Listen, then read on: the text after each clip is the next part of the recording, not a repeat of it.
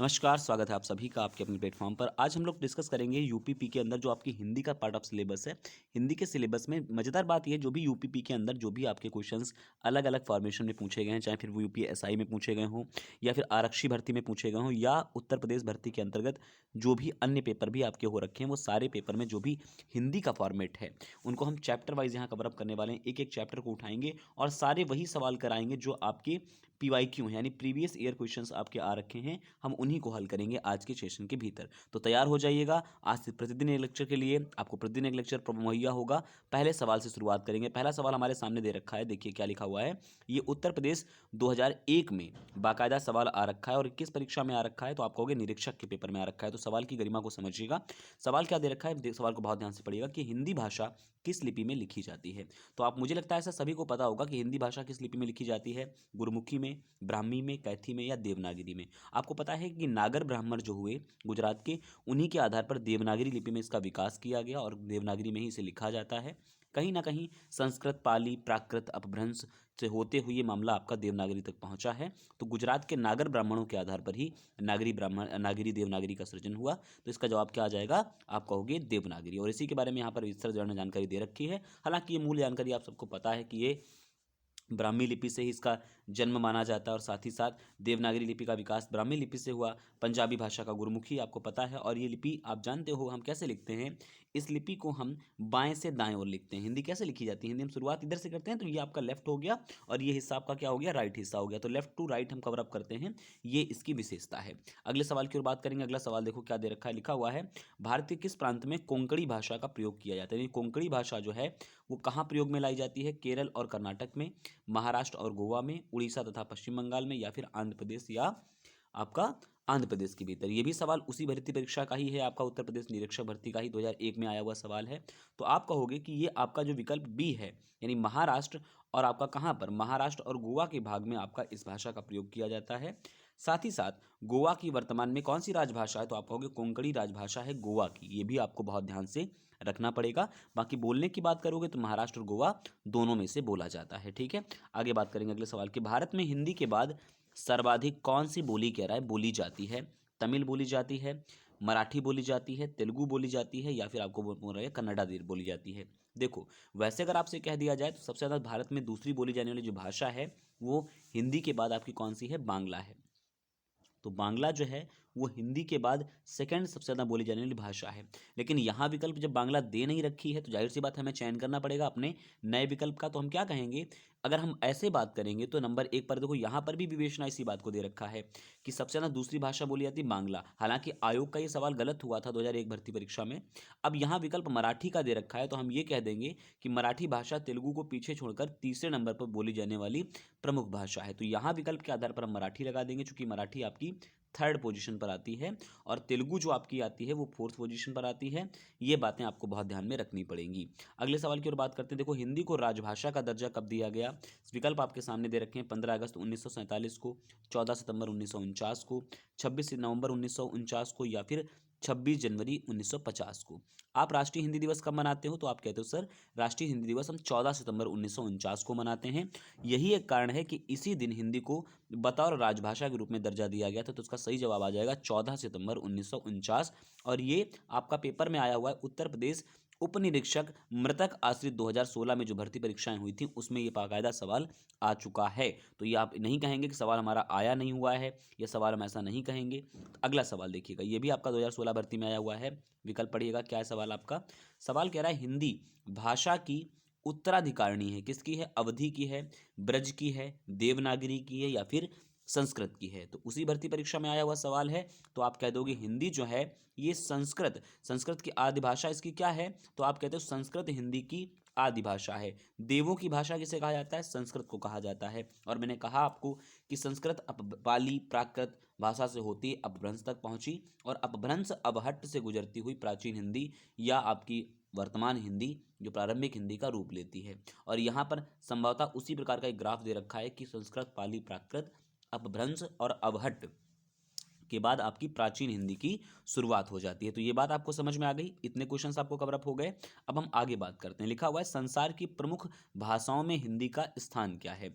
तो देखो यहाँ पर बाकायदा मेंशन है कि विश्व में लगभग 3000 भाषाओं में से एक है आपकी कौन सी, आप कहते हो हिंदी भाषा आपकी 3000 भाषाओं में से एक अकेली ऐसी भाषा है, वो भी बोली जाती है। तो अब अगर हम कहेंगे प्रयोग स्थान क्या है, तो आप कहोगे दूसरा स्थान है। क्या स्थान बताओगे आप कहोगे इसका दूसरा स्थान है। ये आपको बहुत ढंग से सीखनी पड़ेंगी बातें, ठीक है। ये आपको बहुत ढंग से सीखना पड़ेगा कि दूसरा स्थान किसका है, आप कहोगे हिंदी का। और आज भी नंबर 1 पर आपका चीन की मंदारिन भाषा है, वो सबसे ज़्यादा प्रयोग में लाई जाती है। ये बात आपको ध्यान में रखना पड़ेगा।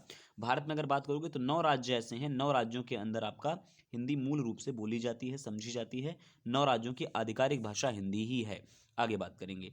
बांगरू भाषा ज़्यादातर कौन से राज्य में बोली जाती है, भाषा का नाम क्या है, तो आप कहोगे बात चल रही है बांगरू भाषा के आधार पर ही। आपके विकल्प कौन कौन से, तो विकल्प आपका हरियाणा है, कर्नाटका है, तमिलनाडु है और बिहार है। ये यूपीएसआई बैच 3rd पाली में आया हुआ सवाल है 2017 में।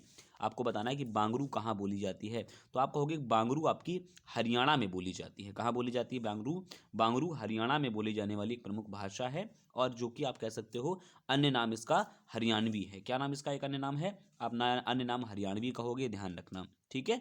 आगे बात समझ में आ गई, तो बांगरू हरियाणवी ही है। अगला सवाल देखते हैं। भाषा के क्षेत्रीय रूप को क्या कहा जाता है, यानी भाषा का जब क्षेत्रीय रूप होता है, रीजनल पार्ट होता है, उसे क्या कहा जाता है, राज्य भाषा कहा जाता है, साहित्य, राष्ट्रभाषा या बोली। हम सब जानते हैं कि भाषा को हम क्षेत्रीय भाषाओं में बोली ही कहते हैं, क्योंकि आप देखते हो ना बोली आपकी जगह जगह बदल जाती है और क्षेत्रों के आधार पर ही बदलती है। ये भी आपका 2017 में ही आया हुआ सवाल है, और कहीं ना कहीं आपके पेपर में दोबारा भी आने की संभावना रखेगा। अगला, और बिल्कुल देखो ये एक बहुत पुराना बढ़िया पुराना सा कोट है। क्या कहता है कि कोस कोस पर बदले पानी, 5 कोस पर बानी। और अक्सर अक्सर बुजुर्ग कहते हैं कि जब आप 5 कोस बदलते हैं तो आपकी जो बोली है, बोली बदल जाती है और बोली दूसरी भाषा बोली जाने लगती है। ये बात आप बहुत अच्छे से जानते ही जानते हैं। अगला लिखा हुआ हिंदी के स्थान पर अंग्रेजी को, हिंदी के स्थान पर अंग्रेजी को 1855 में भारत की शिक्षा और प्रशासन की भाषा के रूप में किसने स्थापित किया था। लॉर्ड मिंटो के द्वारा, जॉर्ज एडिम्स के द्वारा, लॉर्ड मैकाले के द्वारा या वारेन हेस्टिंग्स के द्वारा। सन का ध्यान रखिएगा 1855। ये भी आपका 2017 एसआई में आया हुआ सवाल है। तो भाषा कितनी जरूरी है, अब आप ऐसे ही समझ गए होंगे इस बात को। तो आप कह देंगे कि सर लॉर्ड मैकाले जो व्यक्ति हैं, लॉर्ड मैकाले की आयोग की अनुशंसा पर ही क्या किया गया था, अंग्रेजी भाषा को प्रशासन और शिक्षा के भीतर शामिल किया गया था। ये आप ध्यान रखना इस बात को। अगला सवाल देखो क्या दे रखा है, इनमें से कौन सी भाषा मौखिक रूप है। भाषा का मौखिक रूप आपसे पूछा गया है, निबंध की या परिचर्चा की या परियोजना की या फिर पत्र की। और ये भी सवाल आपका 2017 यूपीएसआई का ही आया हुआ सवाल है। तो क्या कहोगे, विकल्प आपका दे रखा है ना, परिचर्चा जो होती है ना वो मौखिक ही होती है। हम जब दोनों लोग सभी लोग बैठकर बात करते हैं तो वो परिचर्चा कहलाती है, और ये मौखिक रूप होती है। निबंध लिखित फॉर्मेट में, पत्र लिखित फॉर्मेट में, परियोजना लिखित फॉर्मेट में ही काम हो पाती है ना। ये सारी बातें आपको ध्यान में रखनी पड़ेंगी। चलिए अगला सवाल देख लेते हैं। कन्नौजी बोली मुख्य रूप से, कह रहा है कन्नौजी जो बोली है आपकी वो मुख्य रूप से किसका सब पार्ट है। तो क्या कहोगे, कन्नौजी बोली किसी और का पार्ट नहीं कहोगे, आप कहोगे कन्नौजी जो बोली है आपका किसकी सब पार्ट के रूप में आप देखते हो। तो कन्नौजी बोली आपकी, यहाँ विकल्प हम दोबारा देख लेते हैं, कोई दिक्कत नहीं है। आपका जो भी अगर गड़बड़ रहा है थोड़ा सा तो उसको हम सही कर लेंगे दोबारा भी। तो आप कहोगे कन्नौजी जो बोली आपकी है वो कैसी है, आप कहोगे कानपुर की है, इलाहाबाद की है, फर्रुखाबाद की है या मुरादाबाद की। ये भी आपका 2017 में ही आया हुआ आपका सवाल है यूपीएसआई की भर्ती परीक्षाओं में। तो आप कहोगे कन्नौजी जो बोली बोली जाती है वो कहीं और नहीं बोली जाती, वो बोली जाती है आपकी फर्रुखाबाद क्षेत्र में आपकी कन्नौजी बोली का प्रयोग किया जाता है। तो हमारे पास जो विकल्प सी आ जाएगा यही इसका सटीक जवाब आपका आ जाएगा। और यहाँ पर देखिए विवेचना इसकी दे रखी, कन्नौजी बोली मुख्यतः फर्रुखाबाद जिले में बोली जाती है। इस बोली का विकास पश्चिमी हिंदी के अंतर्गत होती है। कहाँ होती है, पश्चिमी हिंदी के अंतर्गत होती है। और यह बोली इटावा, हरदोई, पीलीभीत, शाहजहां इत्यादि क्षेत्रों में भी बोली जाती है। तो ये बात ध्यान रखना, ये पश्चिमी हिंदी का सब पार्ट है, इसलिए ये आपके लिए और जरूरी बन जाएगी। अगला सवाल देखते हैं कि हिंदी की उत्पत्ति किस अपभ्रंश से मानी जाती है, यानी कि हिंदी की जो उत्पत्ति है वो कौन से अपभ्रंश से मानी जाती है। ब्रज से मानी जाती है, ब्राचंड से मानी जाती है, सौसैनी से मानी जाती है या फिर मागधी से मानी जाती है। देखिए 2017 का दिसंबर में तृतीय पाली में 21 दिसंबर को यूपीएसआई में ही आया सवाल है। तो आप कहेंगे कि ये सौरसैनी अपभ्रंश का एक भाग है। आप ध्यान रखना, सौरसैनी अपभ्रंश से मानी जाती है, जबकि ब्राचंड से सिंधी, जो आपका ब्राचंड दे रखा है इसे सिंधी का उत्पन्न माना गया है। और मागधी से बिहारी, तो ये मागधी जो दे रखी है इससे बिहारी भाषा, और सौरसैनी अपभ्रंश से ब्रजभाषा की उत्पत्ति हुई है। तो ये बातें भी आपको ध्यान में रखनी पड़ेगी। तो ये सौरसैनी से ही आपका ब्रज भी निकली हुई है। तो दोनों बातें समझ में आ गई। इसका जवाब क्या आ जाएगा हमारे पास? सी आ जाएगा। ये भी विकल्प बहुत प्यारा सा है। अगला कह रहा है कि जनगणना 2001 के हिसाब से, यानी कि जो आपकी 14वीं जनगणना थी उसके हिसाब से भारत में इनमें से भाषाओं में सबसे अधिक कौन सी भाषा बोली जाती है? गुजराती, मराठी, बंगाली या फिर तमिल? ये उसी फॉर्मेट में पेपर में सवाल पूछा गया, लेकिन वो जो पालियां हैं वो बदली हुई हैं, इसीलिए आपके सवाल भाषा से एक से ज़्यादा दिखाई देते हैं। तो क्या कहोगे आप सभी लोग? ये सवाल मैंने आपको हल कराया था ना अभी चंद मिनट पहले ही। मैंने क्या बताया था कि हिंदी के बाद आप ये कहोगे बंगाली ऐसी भाषा है जो दूसरी सबसे ज़्यादा बोली जाती है। और यहाँ पर बाकायदा देखो इसके बारे में डेटा दे रखा है। ऐसा सवाल हमने किया भी था। क्या कहा था आपसे मैंने? कि हिंदी कहोगे, फिर बांग्ला कहोगे, फिर मराठी कहोगे, फिर तेलुगु कहोगे और उसके बाद तमिल के बारे में जानकारी आप लोग बटोर लोगे। ठीक है, सवाल समझ में आ गया अच्छी तरीके से। अगला कह रहा है किस वर्ष में हिंदी भाषा को कार्यान्वित करने का प्रस्ताव रखा गया था? वर्ष पूछ रखा है। 14 सितंबर 1950, 14 सितंबर 1949, 14 सितंबर 1960 या फिर 14 सितंबर 1964। तो आपके पास चार विकल्प हैं भाषा को क्रियान्वित करने के लिए। बी विकल्प सही आ जाएगा 14 सितंबर। ये सवाल भी हम लोग ऊपर कर चुके हैं। मैंने आपको बताया कि इसी 14 सितंबर 1949 को स्वीकारा गया आधिकारिक भाषा के रूप में, और 14 सितंबर को हम राष्ट्रीय हिंदी दिवस मनाते हैं, जबकि 10 जनवरी को हम क्या मनाते हैं? अंतर्राष्ट्रीय हिंदी दिवस के रूप में हम लोग इसे सेलिब्रेट करके मनाते हैं। क्या बात समझे? 10 जनवरी को अंतर्राष्ट्रीय हिंदी दिवस मनाया जाता है। ये बात आपको मैं समझा चुका हूँ। अगला कह रहा है रोमन लिपि का प्रयोग किस भाषा के लिए नहीं किया जाता है? तो जो रोमन लिपि है उसका प्रयोग कौन सी भाषा के लिए नहीं किया जाता है? विकल्प आपके सामने है। कुल्लई के लिए, या फिर आपके बताएंगे फ्रेंच के लिए, या जर्मन के लिए, या फिर आप बताएंगे स्पेनिश के लिए। तो चार विकल्प आपके सामने हैं। तो रोमन लिपि का प्रयोग किस भाषा के लिए नहीं किया जाता है? तो आप कहेंगे ए, जो कुल्लई भाषा के लिए रोमन लिपि का प्रयोग नहीं किया जाता है, अन्य भाषाओं के लिए किया जाता है। अब ये कुल्लई जो भाषा है हमारे दिमाग में ये भी आनी चाहिए, कुल्लई भाषा कहाँ की है? तो कुल्लई भाषा भारत में हिमाचल प्रदेश के कुल्लू जिला में बोली जाती है।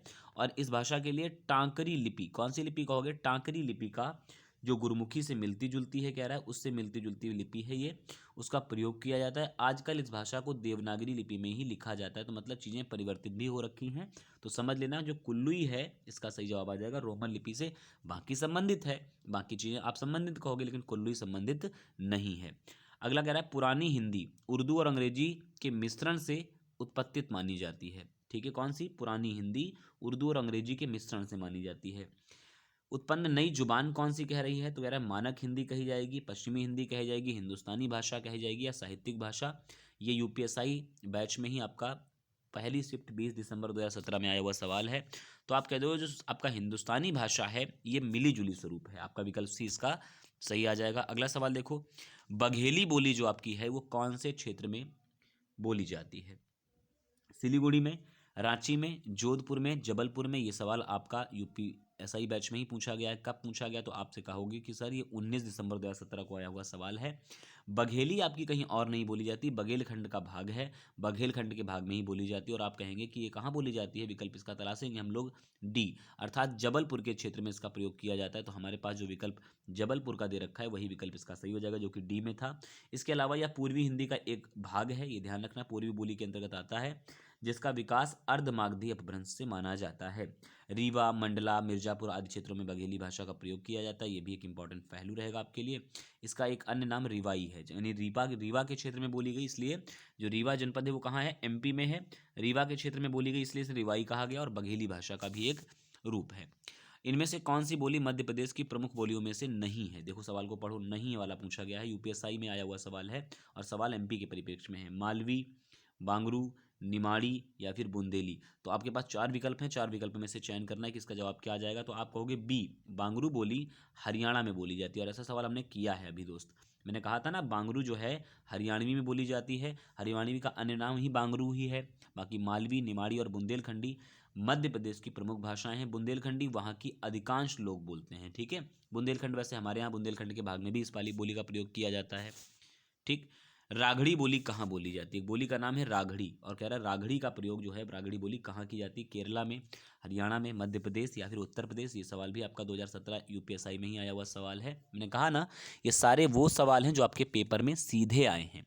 अब आप बताइएगा राघड़ी बोली कहाँ? तो राघड़ी आप कहोगे हरियाणा में बोली जाने वाली एक बोली है, और यह हरियाणवी बोली से प्रचलित रूपों में से एक है। उच्चारण की दृष्टि से इसी से मिलती हुई एक बोली और है रांगड़ी, जो आप कहोगे राजस्थान के दक्षिण पूर्वी भाग में भी बोली जाती है। तो यानी हरियाणा की तो है ही है, और राजस्थान के दक्षिण पूर्वी भाग में भी इसका प्रयोग किया जाता है। इस आधार पर हमारे पास जवाब जो दे रखा है वो तो बउआ हरियाणा का ही दे रखा है। अगला सवाल देखते हैं, हिंदी भाषा की कौन सी भाषा है? राष्ट्रभाषा है, ब्रजभाषा है, राष्ट्रभाषा है या संपर्क भाषा है? ये सवाल भी यूपीएसआई से संबंध में ही 2017 में आपके 16 दिसंबर को पूछा गया था, द्वितीय पाली के भीतर। क्या कहोगे, हिंदी भारत की कैसी भाषा है, बताइए? राजभाषा है, ब्रजभाषा है, राष्ट्रभाषा है या फिर संपर्क भाषा? तो इसका जो विकल्प ए आ जाएगा, हिंदी राजभाषा है। और ये बात कई बार बार बार इस बात पे चर्चा कर रहे हैं हम लोग। 14 सितंबर 1949 को इसे स्वीकारा गया था, और धारा 343 के पहले के अनुसार भारतीय संघ की राजभाषा हिंदी और इसकी लिपि सदैव देवनागरी ही होगी। ये बात भी आपको सीखनी पड़ेगी। अगला सवाल कह रहा है, भाषा लिखने को प्रयुक्त चिन्हों को व्यवस्थित जो किया जाता है, व्यवस्थित रूप को क्या कहा जाता है? व्याकरण कहा जाता है, बोली कहा जाता है, भाषा कहा जाता है, लिपि कहा जाता है? 16 दिसंबर को आया हुआ सवाल है यूपीएसआई की बैच में सेकेंड पाली के भीतर। तो आप कहोगे इसे कहा जाता है लिपि। देखो, लिपि तभी है व्यवस्थित जब एक चिन्हों का सरल अनुक्रम आप दिखाओगे, तभी आपका तो लिपि बन पाएगा। तो लिपि वाली जो डेटा आ जाएगा वो तभी हो पाएगा जब इसके प्रयुक्त चिन्ह व्यवस्थित, संगठित और बहुत बेहतर रखे हुए होंगे। ठीक है, सवाल समझ में आ गया अच्छी तरीके से? आप कर लोगे अच्छी तरीके से, कोई दिक्कत यहाँ तक तो नहीं है, यहाँ तक होनी भी नहीं चाहिए। अगले सवालों की ओर बात करेंगे। हड़ौती बोली कहाँ बोली जाती है? तो देखो दोस्त, हड़ौती जो है ये भी एक बोली का प्रकार है, और पूछ रखा है कहाँ बोली जाती है, तो ये हमारे लिए सवाल हो जाएगा। यूपीएसआई बैच में आ रखा है सवाल ये, तो आप आराम से बताइएगा, राजस्थान, हरियाणा, मध्य प्रदेश या उत्तर प्रदेश के भीतर? तो आप क्या कहोगे कि हड़ौती जो है आपकी वो राजस्थान के भूभाग में बोली जाने वाली है। क्या रहेगी? राजस्थान में आपकी बोली जाने वाली एक आपकी बोली है। और ये ध्यान रखना, ये बूंदी, कोटा, इसके अलावा आप क्या कहोगे कि सर ये बूंदी है, कोटा है, शाहपुर है, उदयपुर जिलों के अंतर्गत बोली जाती है। राजस्थान में अन्य मारवाड़ी, मेवाती और मालवी और जयपुरी भाषा का प्रयोग भी किया जाता है, लेकिन हमारा जो हड़ौती वाला जवाब आ जाएगा वो आपका राजस्थान के संदर्भ में रहेगा। ठीक है, अगले सवाल की ओर बात करें, दिए गए विकल्पों में से द्रविड़ परिवार की भाषा कौन सी है? देखो, माना जाता है कि जो दक्षिण भारत में बोली जाने वाली भाषा का परिवार है वो द्रविड़ भाषा का परिवार है। तो आप देखिएगा, बंगला हो गया, या उड़िया हो गया, या असमिया हो गया, या कन्नडा हो गया, इनमें भाषा में कौन सी है पता करना है, नहीं वाला नहीं, कौन सी है। तो आप ये कह दोगे कोई और नहीं है, कन्नडा वाली जो इसका विकल्प रहेगा। कन्नडा कैसी है? द्रविड़ भाषा परिवार का एक अंग है। ये बात आपको बहुत ध्यान से सीखनी पड़ेगी। और देखिए यहाँ पर विकल्प दे भी रखा है कि तेलुगु, क्या कौन कौन सी हैं? तेलुगु, तमिल, मलयालम, और साथ ही साथ ये सारी भाषाओं को क्या कहा जाता है? द्रविड़ भाषा का परिवार माना जाता है। और जो ये असमिया, उड़िया और बांग्ला और ऑप्शन दे रखे थे, ये मागधी अपभ्रंश से जन्मी हुई हैं। तो इसके लिए जो मैंने आपको विकल्प बताया वही इसका ठीक जवाब आ जाएगा। इनमें से प्राचीन आर्य भाषा कौन सी है? पढ़िए, देखिए, समझिएगा। एक तो दे रखा है आपका विकल्प अपभ्रंश के रूप में, दूसरा दे रखा है प्राकृत के रूप में, तीसरा दे रखा है वैदिक संस्कृत के रूप में, चौथा दे रखा है पाली के रूप में। तो कह रहा है प्राचीन भारतीय आर्य भाषा कौन सी है? विकल्प समझ ले, एक बार आंसर देख लेते हैं। तो सी, हमारी जो वैदिक संस्कृत है आपकी, इसे क्या कहा जाता है? वैदिक संस्कृत को हम लोग प्राचीन आर्य भाषा कहते हैं। और शेष तीनों भाषाएं पाली, प्राकृत और अपभ्रंश इसकी परवर्ती हैं, अर्थात मध्यकालीन भारतीय आर्य भाषा के अंतर्गत इन्हें काउंट किया जाता है। ये पॉइंट आपको ध्यान में रखने पड़ेंगे। अगले सवाल की ओर बात करेंगे, मथुरा, आगरा, धौलपुर, ग्वालियर आदि क्षेत्रों में कह रहा है कि बताइए इनमें से कौन सी बोली बोली जाती है? तो बोली बोली जाती है खड़ी बोली, अवधी, बांगरू या ब्रजभाषा। तो आपको पता है इस बात के लेकर कि जहाँ पर आगरा, धौलपुर, ग्वालियर आदि के क्षेत्रों में कौन सी बोली बोली जाती है? ब्रजभाषा बोली जाती है। यहाँ कुछ क्षेत्र दे रखे हैं, एक बार इनको जरा सा निगाह से देख लीजिएगा कि कौरवी या खड़ी बोली एक ही को कहा जाता है। कौरवी या फिर खड़ी बोली वो एक ही है, अलग नहीं है। मेरठ, मुजफ्फरपुर, सहारनपुर, दिल्ली, गाजियाबाद, रामपुर, बिजनौर, अवधी, अयोध्या, जौनपुर। अयोध्या, अवधी जो बोली जाती है वो कहाँ कहाँ? अयोध्या, जौनपुर, इलाहाबाद, लखीमपुर खीरी, उन्नाव, सीतापुर, फैजाबाद आदि में। और बांगरू हरियाणवी तो आपने देख ही ली है, सारी बातें हमने कर ली हैं। ये सब यूपीएसआई के ही पेपर आए हुए हैं। राजस्थान में अनेक बोलियाँ बोली जाती हैं। वाक्य में बोलियाँ शब्द कैसा है? बोलियाँ बोली जाती हैं या बोली जाती है? तो आप क्या कहोगे? भाषा है, पुल्लिंग है, स्त्रीलिंग है या फिर बोली है? तो देखो, ध्यान रखना इसके बारे में, जब आपसे पूछ रखा है कि फिल इन द ब्लैंक्स के भरना है, तो बोलियां एक स्त्रीलिंग शब्द है। कैसा है? बोलियां एक स्त्रीलिंग शब्द है। इवन भाषा भी आपकी लिखी जाती है, भाषा बोली जाती है, तो ये भी आपका स्त्रीलिंग शब्द है। ये ध्यान रखना इस बात को लेकर के। हिंदी का मानक रूप किस रूप से विकसित हुआ है? तो आप सब जानते हो कि ये आपका हिंदी का जो मानक रूप है वो कौरवी या फिर खड़ी बोली से विकसित है। और ये यूपीएसआई जो आपका 13 तारीख को पेपर हुआ था दिसंबर में 2017 का, उसकी द्वितीय पाली का एक सवाल आपका है। अगला सवाल देखेंगे कि लौकिक संस्कृत और अपभ्रंश, ये डैश रखा है, लौकिक संस्कृत डैश और डैश अपभ्रंश हिंदी का उचित विकास क्या है?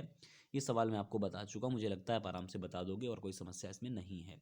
तो क्या कहोगे? ये भी आपका 2017 का आया हुआ सवाल है। तो आप कह दोगे सर इसका विकल्प जो ए है, ये वाला ग्राफ आप पढ़ चुके हो कि पहले क्या आया, संस्कृत आया, पाली, प्राकृत, अपभ्रंश, अबहट्ट, हिंदी। पाली बौद्धों की भाषा रही, आपको पता है जो पाली की भाषा जब पूछी जाती है तो वो बौद्धों की भाषा कहलाती है, प्राकृत जैनों की भाषा कहलाती है। फिर इन दोनों का टुकड़ा विभाजन अपभ्रंश के रूप में देखा गया और टुकड़े हुए अबहट्ट, और मूल में बाद में आज हिंदी दिखाई देती है, ये मूल हिंदी दिखाई देगी। खैर, आधुनिक भारतीय आर्य भाषा का काल कब से कब तक के लिए रखा जाता है? ये सवाल आपसे पूछ रखा है। आर्य भाषा का काल 1 ईस्वी से 500 ईस्वी तक, 500 से 1000 ईस्वी तक, 1000 से अब तक, या 1500 ईस्वी से पूर्व से 800 ईस्वी पूर्व तक। ये भी आपका उसी क्रम में पूछा गया सवाल है। भाषा से सवाल बहुत सारे आते हैं, तो आप क्या कह दोगे कि सर इसका जो सही जवाब आ जाएगा वो क्या आ जाएगा? इसका सही जवाब आप कह दोगे सर ये रहा इसका ग्राफ।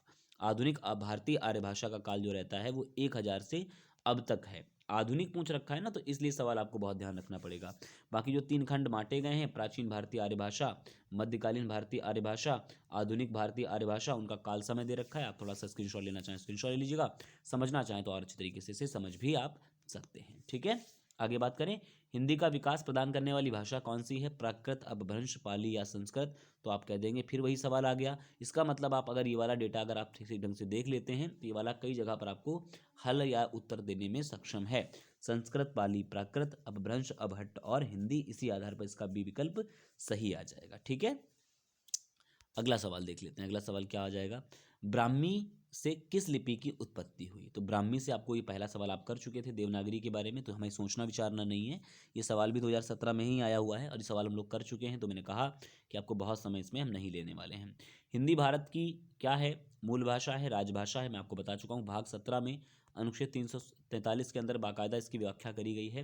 तो भाग 17 में इसके बारे में लिखा गया है कि हिंदी भाषा राजभाषा होगी, जिसकी लिपि क्या होगी दोस्त? देवनागरी तो होगी। हिंदी क्या है? राजभाषा है। ठीक है, बाकी 22 ऑफिशियल लैंग्वेज हैं। 8वीं सूची में पहले 14 ही थी, बढ़ करके आज 22 हो गई हैं। BDMS बाद में शामिल करी गई, बोडो, डोगरी, मैथिली, संताली। खैर, हम आगे बात करेंगे। भारतीय आर्य भाषाओं का विकास किससे हुआ है? आधुनिक जो भारतीय आर्य भाषा है वो किससे हुआ है? पाली से, या प्राकृत से, या अपभ्रंश से, या फिर संस्कृत से। 4 विकल्प आपके सामने दे रखे हैं। ये सारे क्वेश्चन UPSI में ही आ रखे हैं, तो ये आप कहोगे इन सबका विकास किसी और से नहीं हो रखा है, ये सबका विकास अपभ्रंश से हो रखा है। विकल्प सी इसका सही है। बाकी एक चार्ट दे रखा है, आप अगर चाहें तो उसका स्क्रीनशॉट ले लीजिएगा। ज़्यादा समय मैं इनके ऊपर नहीं दूंगा, आप स्क्रीनशॉट ले लिया करें, जिससे कम से कम चीज़ें आपके लिए सापेक्ष और परिपेक्ष दोनों चीज़ें समझ में आ जाएं। ठीक है, सवाल समझ में आ गया अच्छी तरीके से। तो अब हम लोग अगला क्लास हम लोग लेंगे, वो लेंगे अब हम लोग हिंदी व्याकरण की। किसकी लेंगे? हिंदी व्याकरण की अगली क्लास लेंगे। तो तैयारी बनाए रखिएगा, हिंदी व्याकरण की कल अगली क्लास आपको मिलेगी। ठीक है, हिंदी व्याकरण की अगली क्लास आपको मिलेगी, तैयारी बनाए रखिएगा। तो हमने पहला टॉपिक कंप्लीट कर लिया है और ये आपका दूसरा टॉपिक रहेगा। कैसा लगा नीचे फीडबैक देना ना भूलें, और अगर आप ऐसे ही कंटिन्यू चाहते हैं तो अपने नीचे कमेंट जरूर दीजिएगा। बने रहे हमारे साथ। नमस्ते, वंदे मातरम, जय हिंद।